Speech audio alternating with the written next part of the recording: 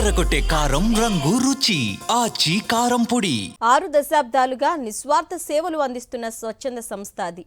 దేశం కాని దేశంలో దుర్భిక్ష పరిస్థితులపై కలత చెంది దాతల విరాళాలతో పేదలకు అండగా నిలిచిన ఆ సంస్థపై పాలకులు కన్నెర్ర చేశారు. మానవతా దృక్పథంతో నిస్సహాయులకు సేవ చేస్తున్న ఆ స్వచ్ఛంద సంస్థను మూసివేయిస్తున్నారు. ఆ సంస్థను రక్షించుకునేందుకు ఉద్యమాలు ఉధృతమవుతున్నాయి. ఇదిగో ఇక్కడ కనిపిస్తున్నది రూరల్ డెవలప్మెంట్ ట్రస్ట్ స్వచ్ఛంద సంస్థ. అనంతపురం జిల్లా కేంద్రంగా సామాజిక కార్యక్రమాలు నిర్వహించే ఈ సంస్థ ఏపీ, తెలంగాణ రాష్ట్రాల్లోని పలు జిల్లాల్లో సేవా కార్యక్రమాలు నిర్వహించి ప్రజల మన్ననలను పొందింది. స్పెయిన్ దేశానికి చెందిన విన్సెంట్ ఫెర్రర్ 1969లో ఆర్డీటీని ఏర్పాటు చేశారు. నిత్యం కరువు కాటకాలతో దుర్భిక్ష పరిస్థితులతో తల్లడిల్లే అనంతపురం జిల్లాను ఎంపిక చేసుకుని ప్రభుత్వాలతో సంబంధం లేకుండా నిజమైన పేదలకు అండగా నిలిచింది ఈ సంస్థ.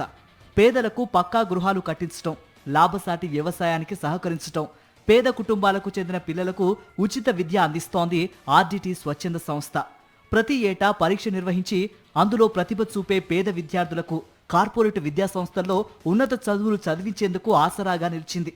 అలాగే బుద్ధిమాంద్య పిల్లలు, వికలాంగులకు ప్రత్యేక పాఠశాలలను ఏర్పాటు చేసి వారికి విద్యాబుద్ధులు నేర్పిస్తోంది ఆర్డీటీ స్వచ్ఛంద సంస్థ. ఉమ్మడి అనంతపురం జిల్లాలోని బత్తలపల్లి, కనేకల్, కళ్యాణదుర్గం ప్రాంతాలలో ప్రత్యేక ఆసుపత్రులను ఏర్పాటు చేసి ఉచిత వైద్య సేవలను అందిస్తోంది.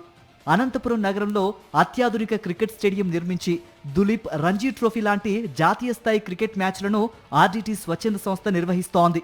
ఇంతటి విశిష్టమైన సేవలు అందిస్తున్న రూరల్ డెవలప్మెంట్ ట్రస్ట్ సంస్థ ఇప్పుడు ప్రమాదంలో పడింది. ఆర్డీటీ స్వచ్ఛంద సంస్థకు ఫారెన్ కాంట్రిబ్యూషన్ రెగ్యులేషన్ యాక్ట్ అనుమతులను కేంద్రంలోని ఎన్డీఏ ప్రభుత్వం నిలిపివేసింది.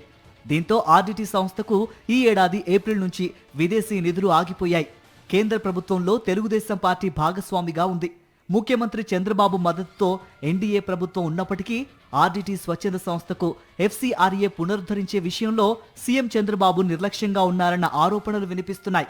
ఈ నేపథ్యంలో ఆర్డీటీ స్వచ్ఛంద సంస్థని రక్షించాలని కోరుతూ అనంతపురం జిల్లాలో ఆందోళన కార్యక్రమాలు ఉధృతమవుతున్నాయి. ఆర్డీటీని రక్షించేదాకా ఉద్యమం ఆగదని వైఎస్ఆర్సీపీ నేతలు స్పష్టం చేస్తున్నారు.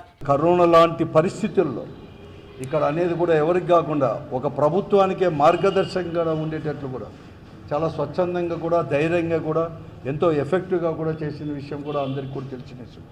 అటువంటి సంస్థనే కేవలం కేంద్ర ప్రభుత్వం యొక్క ధోరణి అంటే ఎఫ్సీఆర్ఏ పునరుద్ధరించుకోకుండా దానివల్ల సేవలు నిలిచిపోయే పరిస్థితి కూడా వచ్చింది. అనంతపూర్ జిల్లాలో ఆర్డీటీ సేవలు అమోఘమైనటువంటివి, మార్గదర్శకమైనటువంటివి. ఏ పల్లెకు పోయినా కూడా ఈరోజు పేదలు అద్భుతమైనటువంటి ఇండ్లలో ఎస్సీలు, ఎస్టీలు ఉన్నారు. అనేక రకాల వైద్య సేవలు అందించింది ఆర్డీటీ. ఆర్డీటీని ఏదో ఒక ముద్ర వేసి దాన్ని నాశనం చేసే ప్రయత్నం చేస్తూ ఉంటే మీరు ఊరికే లెటర్లు ఇచ్చి ఊరికే ఉంటారా మంత్రులు, ఎమ్మెల్యేలంతా అని చెప్పి నేను అడుగుతా ఉన్నా. సేవ్ ఆర్డీటీ పేరుతో ఇటీవల జరిగిన అనంతపురం కలెక్టరేట్ ముట్టడి ఉద్రిక్తతలకు దారితీసింది. ప్రభుత్వాలతో సంబంధం లేకుండా సేవలందించిన ఆర్డీటీని కొనసాగించాలని డిమాండ్ చేశారు. కేంద్ర రాష్ట్ర ప్రభుత్వాల నుంచి సానుకూల స్పందన రాకపోతే ఉద్యమాన్ని మరింత ఉధృతం చేసేందుకు సిద్ధమవుతోంది ఆర్డీటీ పరిరక్షణ సమితి. మేము ఇక్కడ ఉండే పేద ప్రజల కోసం ఆకలి తీర్చడానికి వాళ్ళు మా పరిస్థితి దీనంగా ఉందని చెప్పేసి వాళ్ళు ఆ రోజు మా కోసం ఏర్పాటు చేసింది. అంతేగాని వాళ్ళు రాజకీయంగా ఏ విధంగా వాళ్ళు ఇక్కడ జరగడం లేదు. దయచేసి మాకు ఈ ఎఫ్సీఆర్ వెంటనే రెన్యువల్ చేయాలి.